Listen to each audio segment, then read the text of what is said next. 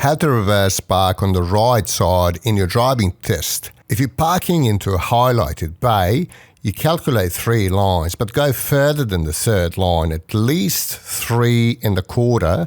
That's if you're using a small hatchback. So overshoot the third line with your side mirror. That way, you will compensate for the difference because you're starting the maneuver from further left than if you were parking on the left-hand side. Unfortunately, lining up correctly is not the only aspect that you have to laser focus on when reverse parking on the right side. Lining up correctly is absolutely necessary, but you have to keep an eye on any traffic, and also you have to maintain a good coordination between steering and your speed. So it's not only important to start correctly, you've got to complete it correctly.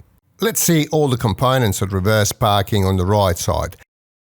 Indicate the left. Then overshoot the third line, go at least to about 3 1/4. That would be a minimum. We encourage people to overshoot a little bit further, to go to about 3.5 lines, just to avoid static turning. Now switch the indicator off, select reverse gear, start moving slowly and turn at a high rate. You have to be aware of any cars parked on the left-hand side, especially a little bit longer cars, in which situation you would have to intercept the cars parked on the left-hand side before you started your maneuver. If that's the case, you would have to line up a little bit differently. Your steering might need some adjustments, but that's a topic for another video.